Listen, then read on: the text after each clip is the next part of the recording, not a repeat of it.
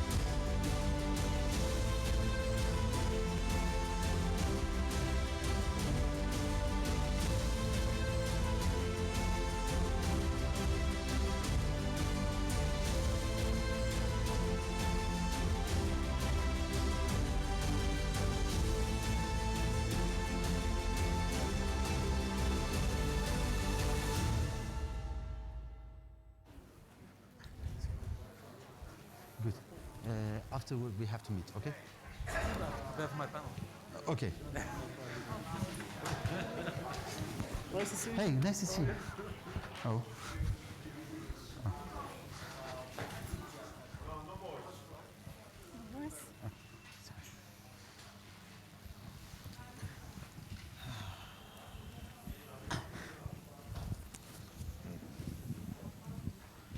Fantastic. Old is better than new, usually. So I will just say welcome to everybody to this panel on Libya. I am Giampiero Massolo. I'm the chairman of ISPI. Despite all the adverse circumstances, we are holding MET also this year, and I am really pleased, and it warms my heart to see that people are there in presence, despite all. Thank you very much to all of you. This panel is actually organized because it represents the final, well, it is always good to speak about Libya, I must say, but despite everything and all the other factors, it is a panel that draws on the experience of the final stage of a project. This project is called Libya Proxy War Network, and it has been brought forward by the ECFR with the support and cooperation with Konrad Adenauer Stiftung and with the Ministry of Foreign Affairs of Italy, that has been, as you might know, my home for many, many years. I would not go at length with the project because we have here the man that is at the heart of it, Thomas Falk, who is Director for Regional Program Political Dialogue South Mediterranean of Konrad Adenauer Stiftung. I would willingly give him the floor from the outset. Thank you. Thank you very much for the welcoming remarks and for giving me also the floor to present our initiative that the regional program Political Dialogue South Mediterranean of the Konrad Adenauer Stiftung organized during the last year together with the Rome office of ECFR in line with a Libya proxy network dialogue series. So we brought together in closed online meetings during the last year in several sessions key experts on Libya coming from the respectively involved countries, be it from the United Arab Emirates, from Russia, from Turkey, from the European Union, to discuss current challenges in regard to Libya along the three main tracks that were set in the Berlin process on Libya since January 2020. And today we are here with key specialists on the Libya portfolio to discuss the key results of this track 2 diplomacy. You also find the key policy recommendations on your chairs. We have policy recommendations on the policy, on the economy, and on the political track. And I think it couldn't be more timely to have now this panel on Libya than also during the Rome Med conference. We are less than 3 weeks ahead of the scheduled elections on 24th of December, which most likely will only be the beginning of a further political process that will continue next year.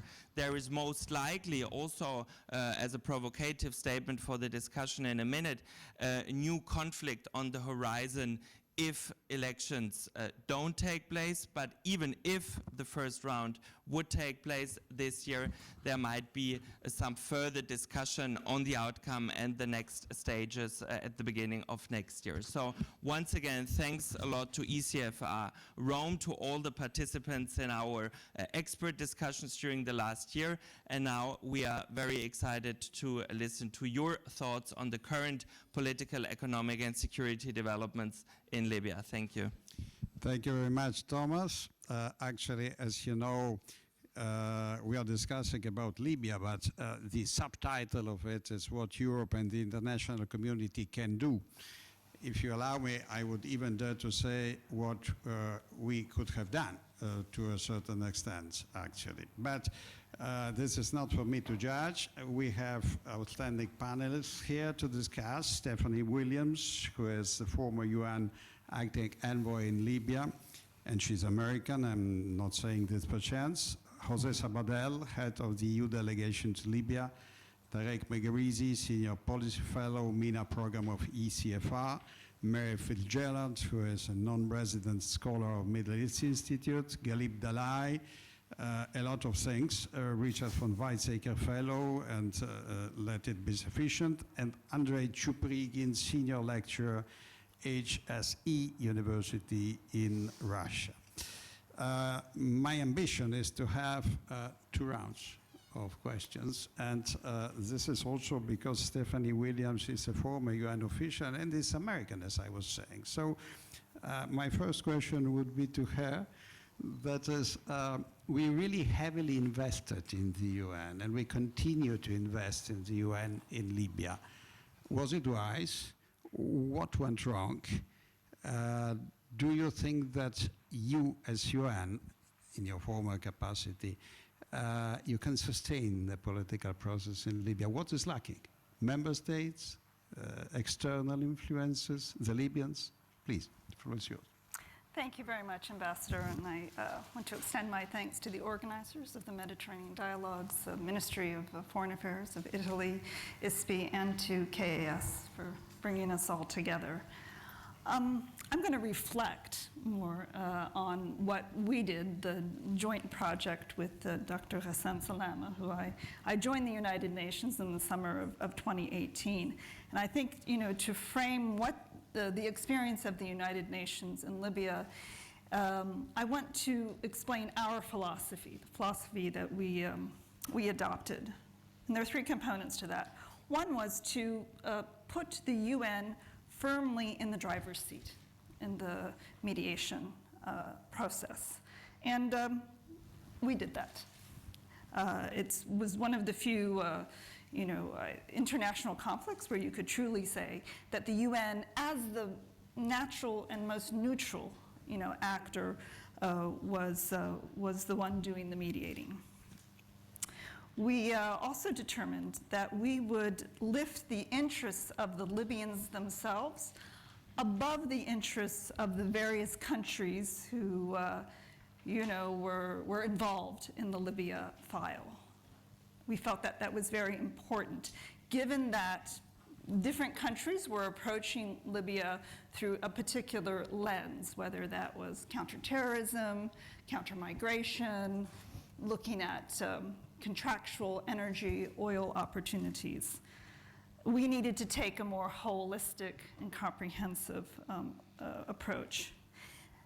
And then the third philosophy was to lift the interests of the Libyans, of the average Libyan, above the interests of what we call the predatory ruling elites. And this is a wide circle. It's, there's a lot of focus on the politicians, but this is a circle that encompasses political, economic, and military interests. So in order to lift the voices of the average Libyan and to really make this a Libyan story, there's a big obsession with the international community, and certainly, there's an impact and an influence of the international community in Libya, but that comes often at the expense of the Libyans themselves.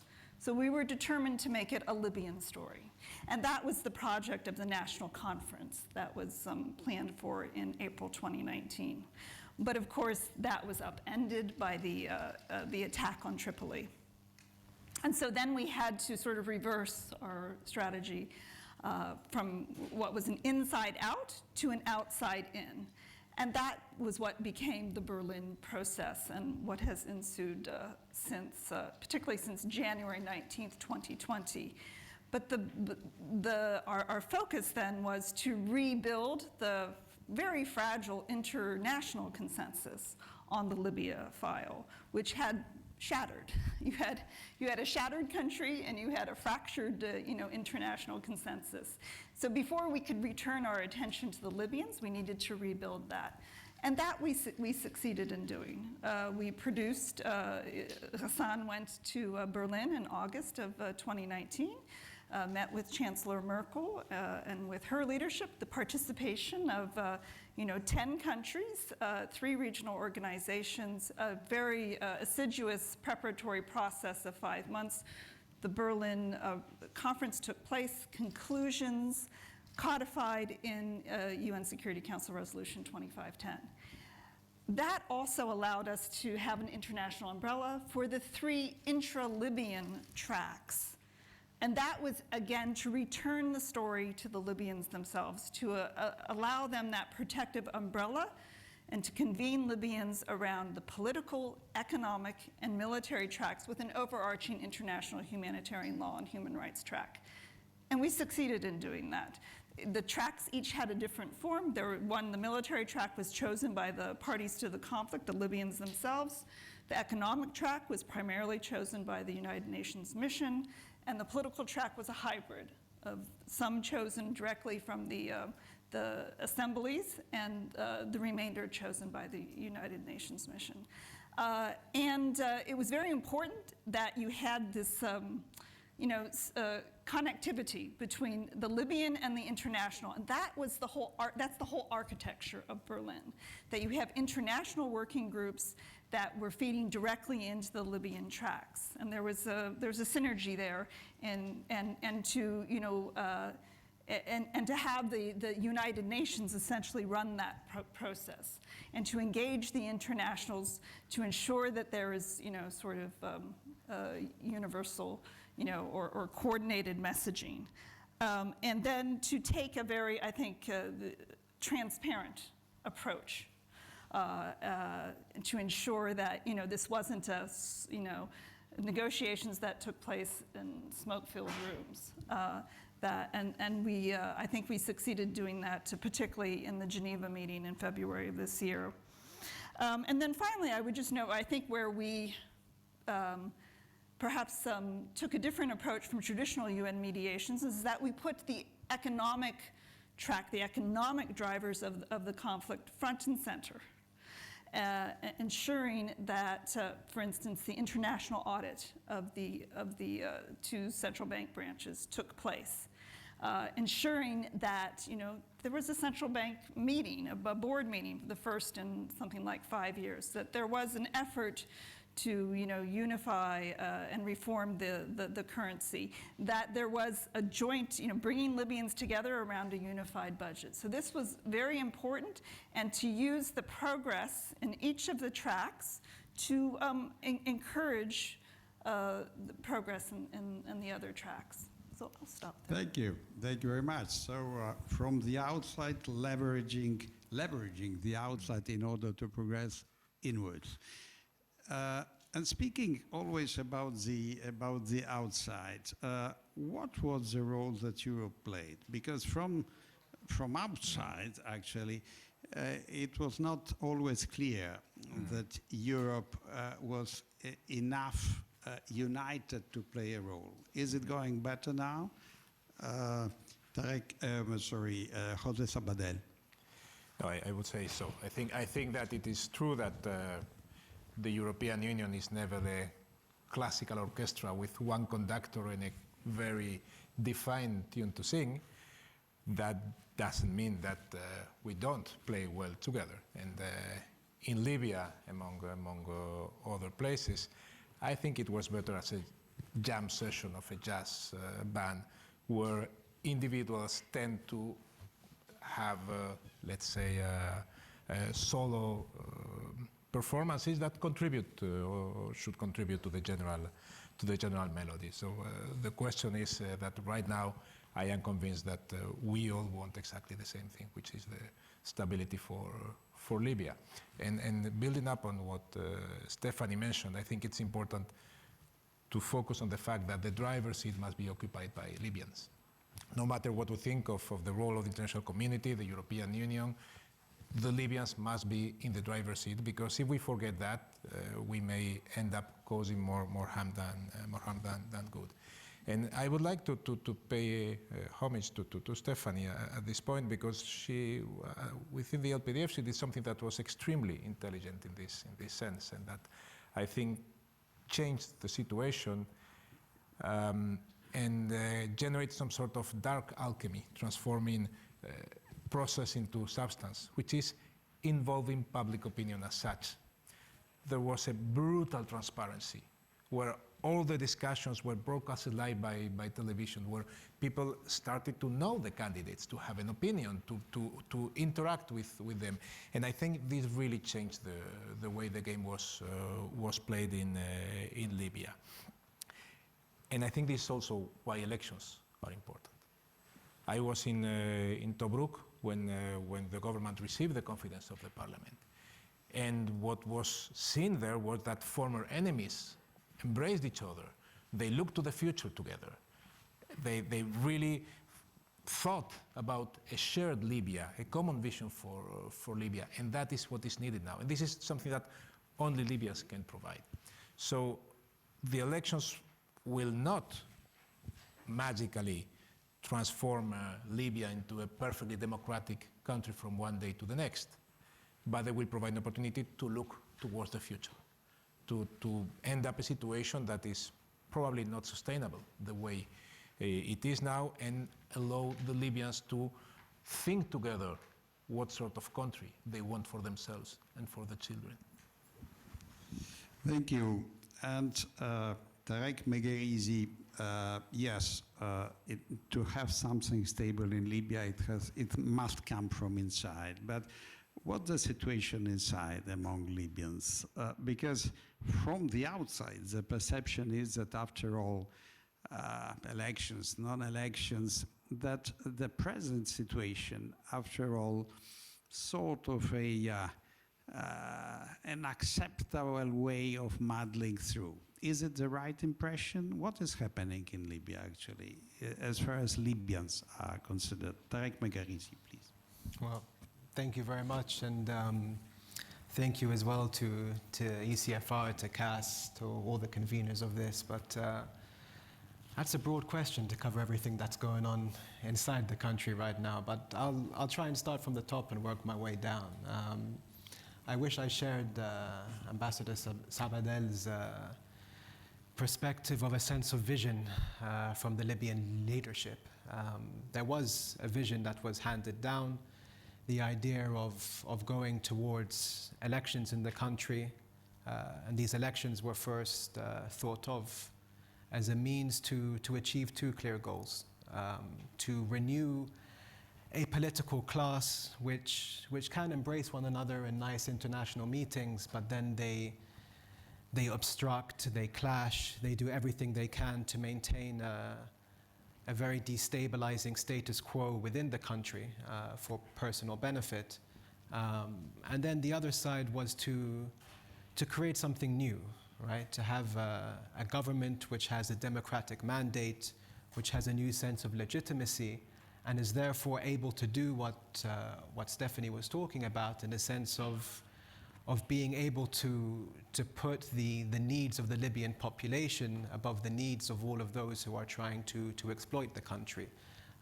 So to help to finalize the country's transition, something which started in 2011 and seems to have been lost and forgotten about, to remove the foreign forces who are in the country, who are capable of destabilizing it, and yeah, to really reorient the country. And if we started with those two clear goals almost a year ago now, today we are in a very confused state, unfortunately.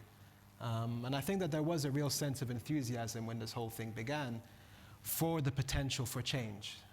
But I mentioned before this old political class. I think you summed it up best as the dinosaurs of Libyan politics. And they have done what they always did, unfortunately, without this kind of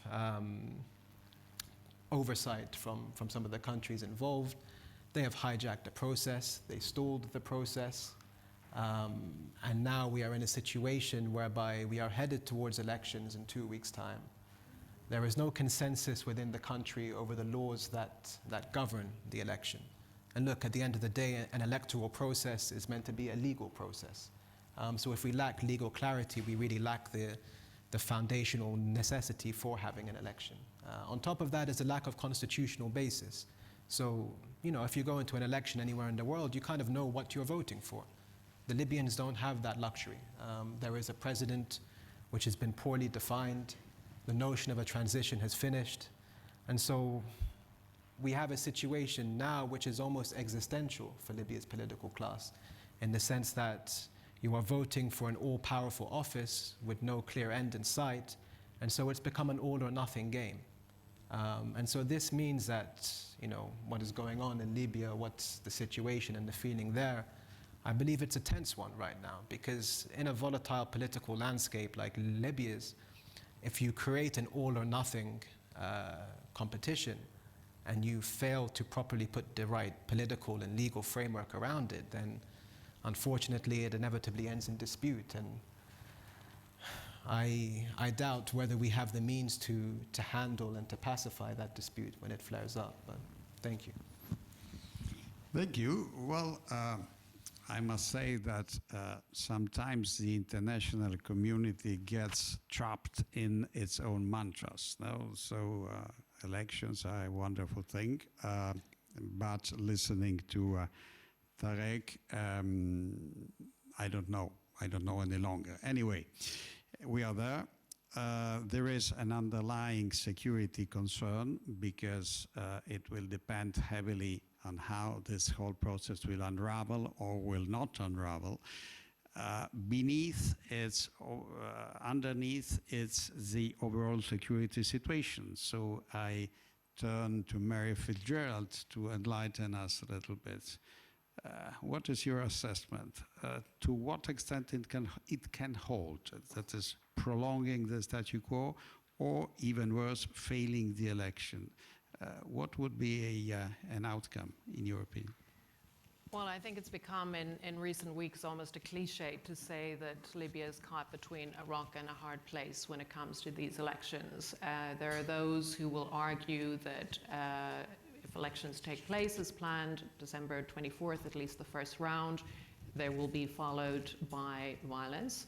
There are those who argue the opposite. If elections do not take place, Libya will witness another round of violence. And recently I've been thinking a lot about one former foreign official, who liked to use the ambulance analogy when it came to the Libyan political process, whereby Libya was a seriously injured patient that desperately needed to get to hospital. There was an ambulance available, but it didn't have license plates. So do you wait until you have license plates, or you get the patient to the hospital as soon as possible? And I think the patient is on the way to the hospital, but we don't know whether the patient will expire before it gets to the hospital. But I use that analogy to point up as well the fact that we've seen over the years how kind of cutting corners or reneging on certain agreements, etc., has slowed at best the process and sometimes risked a complete derailing. And as Tarek outlined, we're talking about electoral laws underpinning these planned elections that are highly disputed and at this point very politicized. So I think I was in Libya just a few weeks ago, in Tripoli in Western Libya. What I was struck by was, yes, there was an enthusiasm for elections. In the weeks since, I think it's been noticeable the uptick in, I don't know if I would call it enthusiasm, but at least interest in participating in these elections. 2.4 million Libyans have collected their voter cards. That's out of 2.8 million registered voters. What was interesting is we saw an uptick in the number of Libyans collecting their voter cards after certain controversial candidates had submitted their candidacy papers. So I think an interesting question here is, if elections take place as planned, how many will be voting to keep out certain candidates, and how many will be voting for the candidates they think really have a vision for the country? Related to that, out of the 98 who submitted their candidacy papers, what was very striking, particularly given that many Libyans argued that these elections are an opportunity to reset, to clear the slate, to clear the board on Libya after the last 10 years, is how many familiar faces are on that candidate list. Individuals who played key role in the events, developments of the last decade. So that's interesting, I think, in terms of return of familiar faces. But to your specific question, I think we should remember that the fundamental political and military divides that have driven the conflict, civil conflict since 2014, the different iterations of that conflict, they haven't really been resolved. And that's what's at the heart of this. So, and that's why those Libyans who were skeptical of elections at this particular point, had misgivings about the road towards elections, this is what they have pointed out, that having elections in this specific environment where those fundamental differences have not really been resolved risks a return to civil conflict. Not encouraging.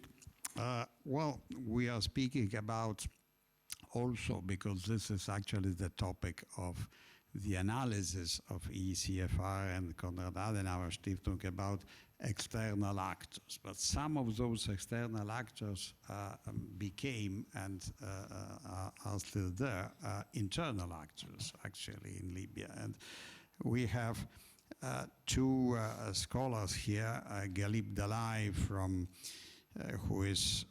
whom I would like to introduce first to tell us a little bit more about Turkey and about Turkish role, expectations and ambitions as far as Libya is concerned. And then afterwards I would turn to Andrei Chuprigin from Russia and tell us what actually is the Moscow's aim as far as Libya is concerned. But please.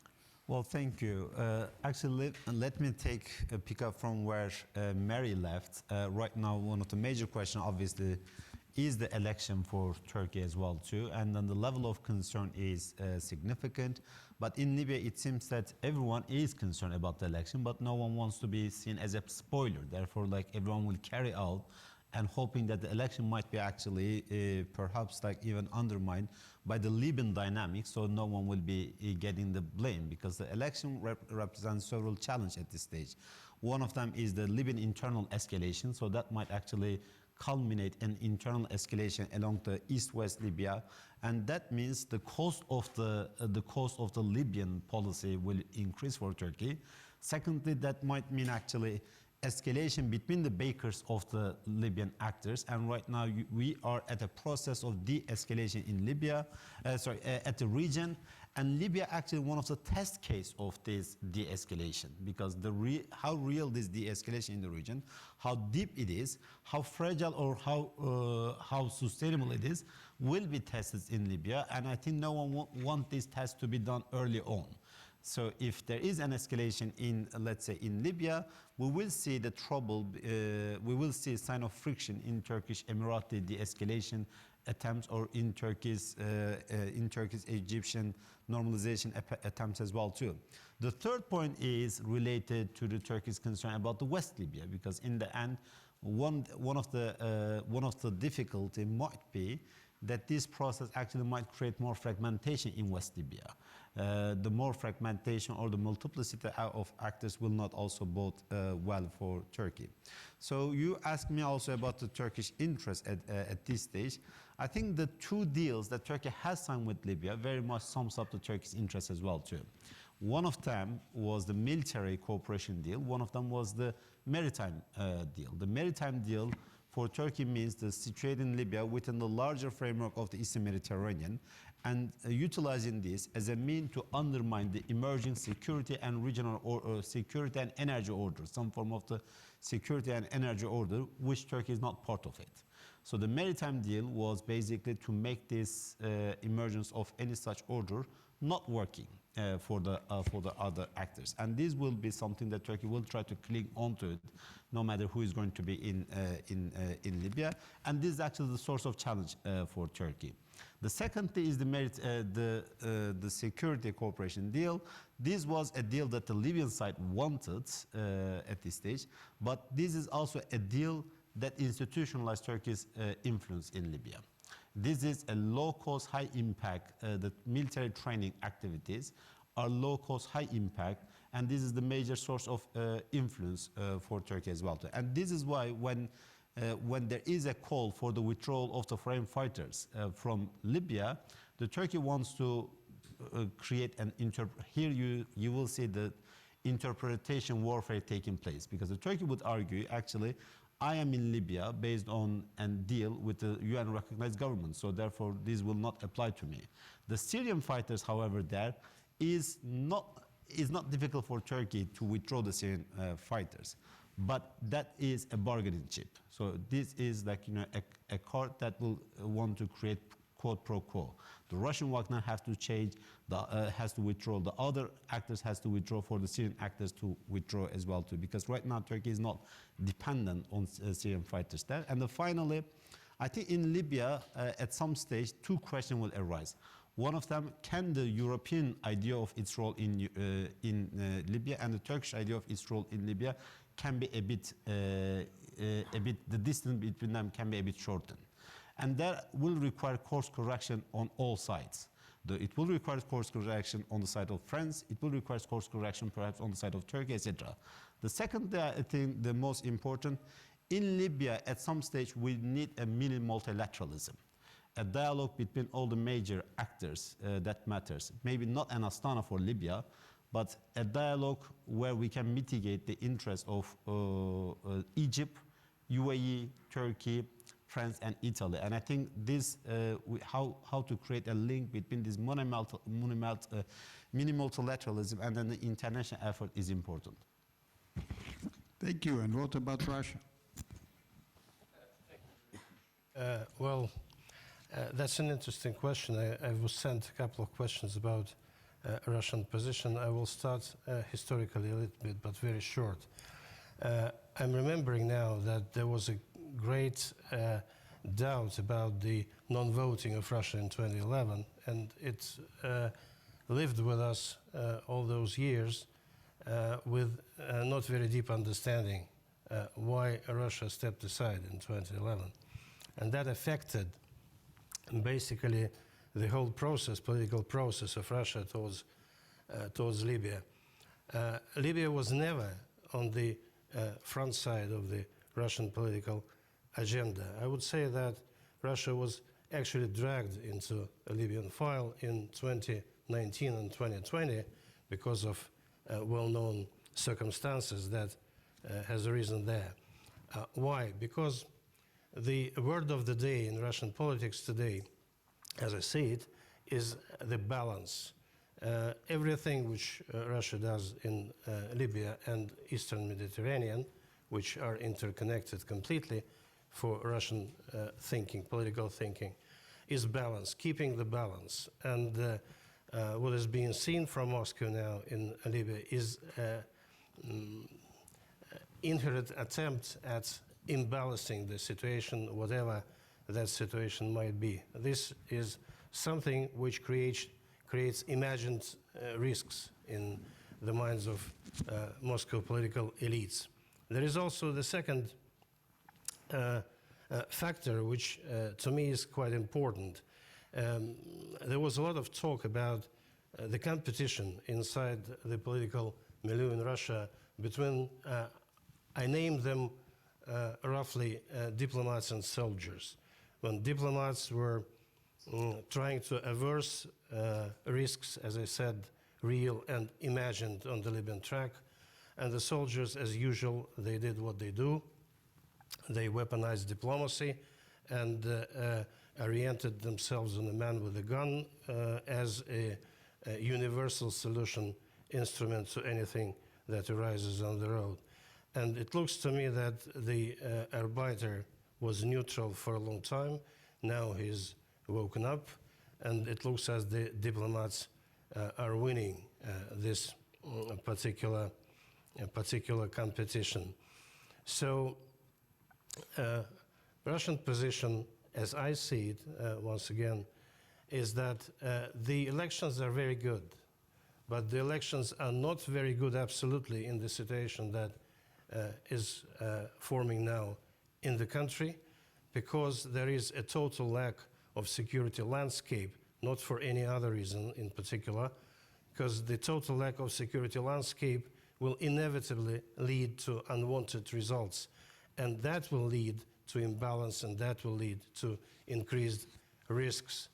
So the position is that whatever Libyans are going to do, it's their country, they're entitled to take decisions there. Yes, they suffer from the outside interference, which sort of formed and shaped during the last 10 years, but that is an objective thing which they have to deal with, and we have to deal with. So Moscow's position is that to support those elections, but to warn all the sides concerned that it might be, just might be, not a really correct track for the time being. And we heard the announcement of Moscow rep to the United Nations maybe a week ago, sometimes, when he suggested that maybe those elections are premature. Well, that is manifestation of the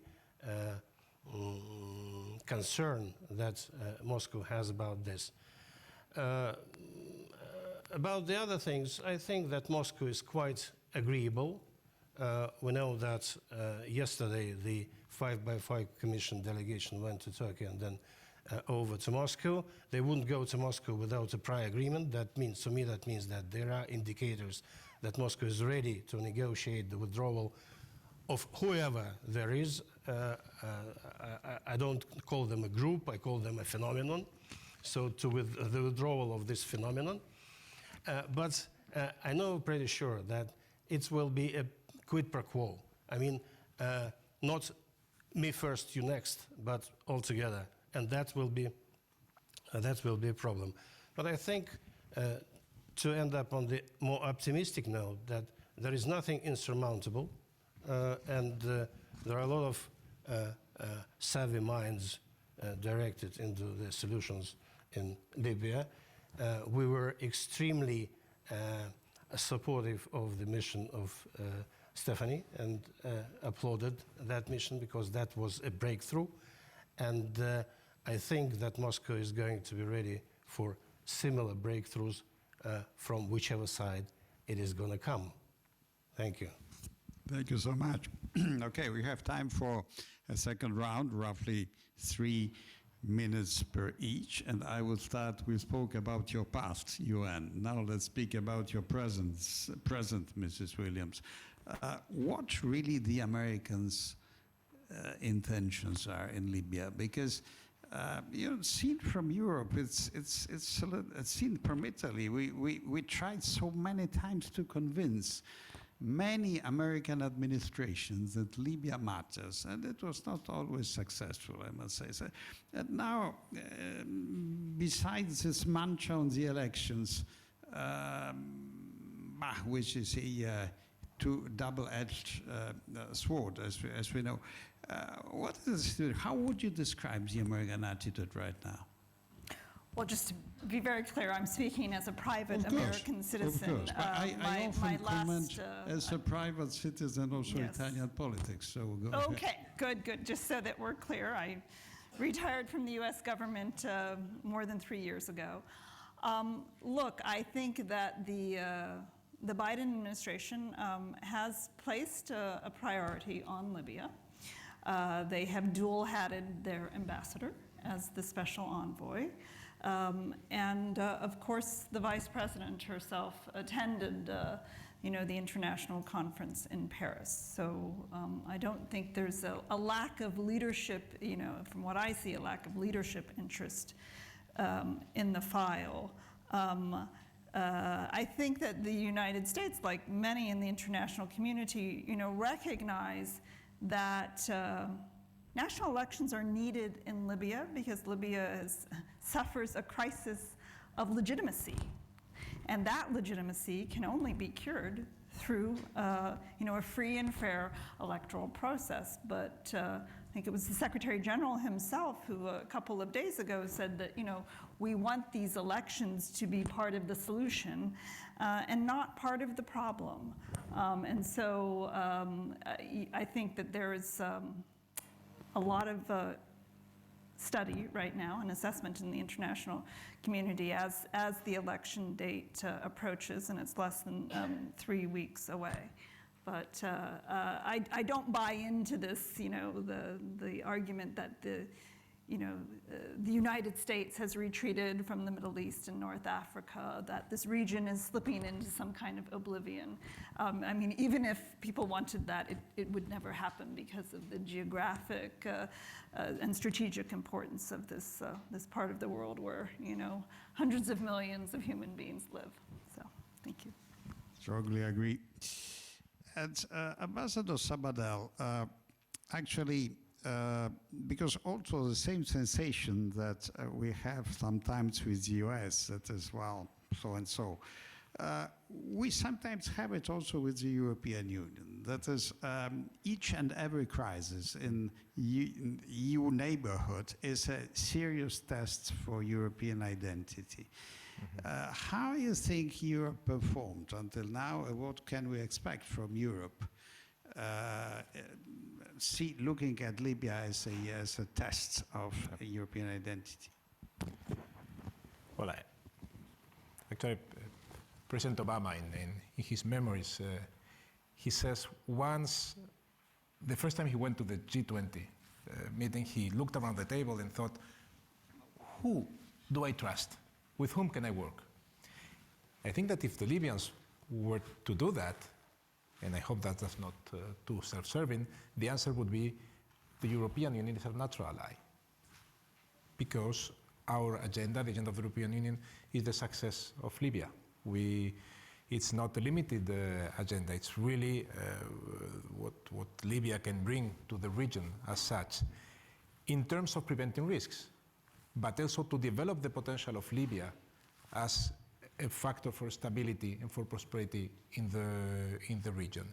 And just to give a couple of examples of how important this is, it's obvious from the point of view of security, also for the Sahel, in terms of the economy. Once Libya stabilizes and the funds started to be unfrozen for the development of Libya, we are talking about 60 billion euros that will be used for the development of Libya by Libyans, and that will have an impact in all of the region.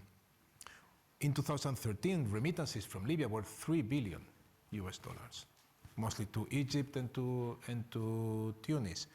Migration was also quite an important component before the revolution, with 1.5 to 2 million foreign workers in Libya. So I would think that there is no policy that the European Union can implement anywhere that can be as effective for the region as the dividends of peace in Libya. So I think we need to be up to the task.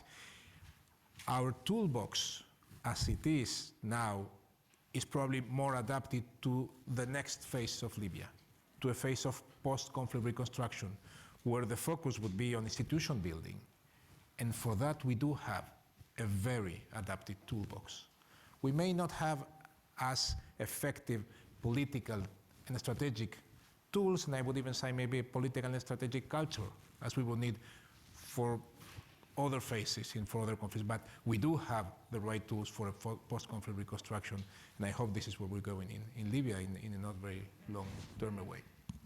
Thank you very much. So if I got it correctly, if the international community does not screw it all up, that you have pretty good perspectives that open up in Libya. And so I wanted to acquire here Tarek Megherizi's opinion about how possibly the economic situation in Libya could develop from 2 points of view. Of course, economy in terms of prosperity, economy in terms of energy production, but also a dose of well-being that would spare us or better make us manage the migration flows. Thank you. I think you framed that very well, and it's that last point that I'll stick on. You know, how to use the economy to make well-being that can have broader stabilizing dividends, because you know, like everywhere else, politics and economy are very tightly intertwined in Libya. And since 2011, you know, the old dictator might have gone, but his system has stayed behind. And so you effectively have a competition over a central bank, over oil expenditure, over a vision for a country that depends on what you would call patronage, on being able to acquire networks and to have this trickle-down system.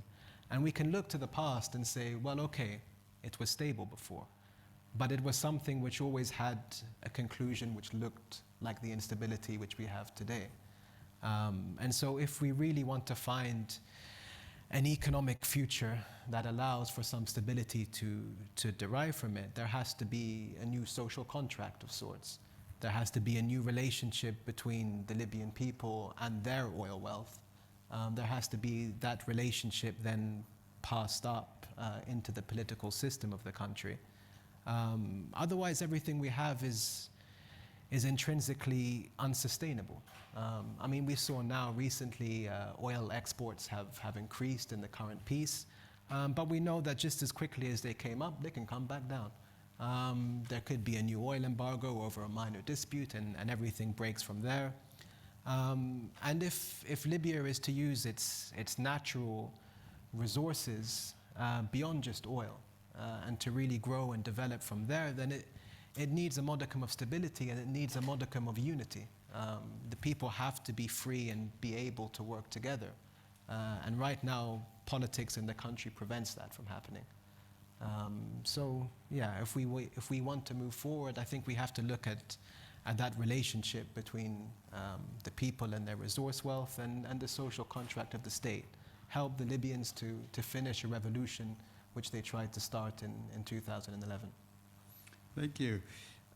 Stability, so it's a key word, though how to achieve it. Let me be provocative, Mary.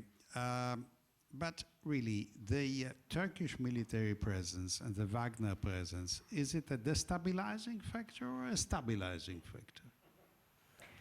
I think there's consensus that it's a destabilizing factor. If you talk to Libyans, and again during my recent trip to Western Libya, discussing this question of foreign presence, be that in the form of military forces or mercenaries, is generally opposed in Libya. You know, we all recall post-2011, Libyans were adamant that they could oversee their transition themselves. They insisted that they wanted a light footprint UN mission. So while Libyans on various sides of the conflict of recent years at times were in many ways grateful for the presence of these forces in terms of what they perceived them to have achieved, in terms of the side they support in the conflict, they don't want them to stay in Libya. I think there's a consensus regarding that. But to return to the question of elections again, and you know, the fact that we are 20 days away from the planned first round of presidential elections, we see that, you know, legal challenges are continuing. I think it's been very striking in recent days to see certain Libyan voices who were very much clamoring for elections are now rowing back. There have been calls for the electoral process to be paused, calls for even a new unity government to be appointed as a guarantor for a new electoral process. So I think what we're going to see happen over the next 3 weeks is really a lot happening. The question of whether those elections will actually take place on December 24th is also, I think, open. But even if we talk about what might happen on the 24th, what does Libya look like on the 25th? You know, at best, we're talking about a new political dispensation in Libya that could possibly radically change the political landscape in Libya compared to what we've been dealing with in recent years, or at worst, an election turnout that is low, boycotts, violence on election day, violence contesting those results, and a tipping into civil conflict. So I think those are the two scenarios we have in front of us. And the question is how the EU, how the UN plans for those two scenarios, and what we might be facing into in the new year. Yes, very true, unfortunately. At Galip, more or less the same question that I asked to Jose. Also for Turkey, Libya is a domestic test. No, how would you see it in this framework for President Erdogan? Well, the Libya is not actually as domestic as many think that it is. It is a domestic file of contestation, but it's not Syria. In Syria, there are like many domestic elements that ties the countries. There is borders. So the Libya situation is more geostrategic, more geopolitical than the domestic. But every government will construct a narrative around a mission that will be regarded as a success. From 2011, let's say up until 2019, countries like Turkey and Russia, I would argue, he would know much better, did play a catch-up role to the West. From 2019 onward, it was the West that did the catch-up, to some extent catch-up with these countries as well too. And I think this is also this triggers a debate about the nature of each country's role. For instance, like we discussed the Libya, whether the Russian, Turkish, UAE role is a factor of escalation. Well, it was a sheer failure of the West that was the factor of escalation. And I think the many Western European actors played much more destructive roles in the picture that we see. Like, has the European role in Libya be a factor of stabilization? For instance, is the French or Italian roles was actually a factor of stabilization. If Haftar has run the Tripoli, if the Tripoli fell, would that deliver more stability in Libya for what we have now? So in this regard, I think we need to have a much more honest discussion about the international community as a whole failed. All of us failed, and right now we need to have a discussion that starts with our recognition. The domestic aspect of this policy in Turkey is more economic right now, because Libya, by 2011, Turkey had something like around 25,000 Turkish workers in Libya. That was the largest number of Turkish workers anywhere in the Arab world.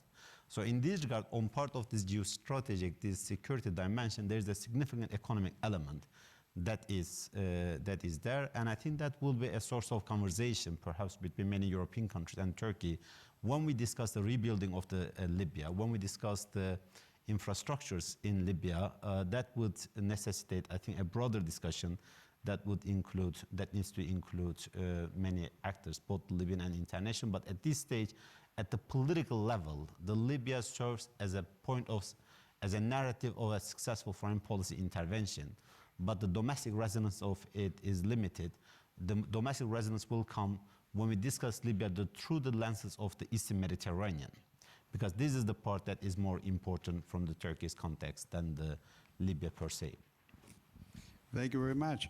And just to finish with Andrei, can I ask you an ambitious question, if I may? That is, of course, Libya is not Syria seen from the Moscow's point of view, but nevertheless, there are a lot of elements that are evolving and developing. To what extent are we nearing a new balance of power in the Mediterranean, which after all has consistently been through history a Russian ambition?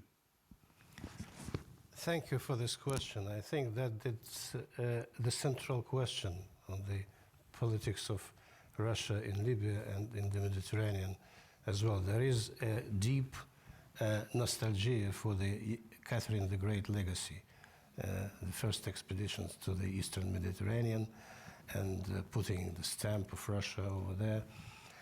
And it's understandable. Eastern Mediterranean is an economic hub, and Russia is quite interested in the presence there. However, I think that Russian presence in Libya is a little bit exaggerated. I know that it's very fashionable to use this argument that Russia is there. And as I read recently, European Union should have concerns about Russia staying there. I can say that European Union should not have any concern about Russia staying there, because it is not a challenge to anyone. Russia has vested interests, economic interests there, mainly productional. Those are companies, oil and gas companies. I don't think Russia is feeling any threat to those contracts, whoever is in the power. The threat is with the lack of security, because lack of security interferes with the production. So that is the aim. And however Libya comes to this security, and if Russia can be a part of it, well enough. If Russia is not part of it, then Russia is going to applaud that and accept it. That's it. Thank you. Thank you very much. We are nearing the end with Swiss punctuality, which is a good omen also for Libyan developments, I hope. I think that it is hard to draw any conclusions from what we discussed, because we are very much in a work in progress. Unfortunately, we've been in a work in progress since a long time, but what can you do? This is also the purpose of MET. After all, we have to speak about something in MET dialects, no? So we need arguments. So thank you all very much, and please join me in applauding this outstanding panel. Thank you.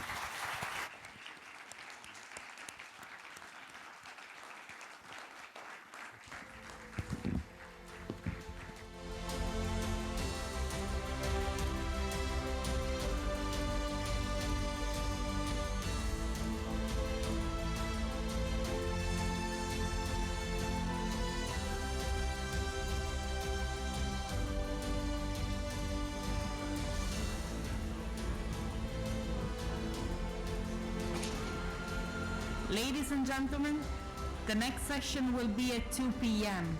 We look forward to welcoming you at 2 p.m.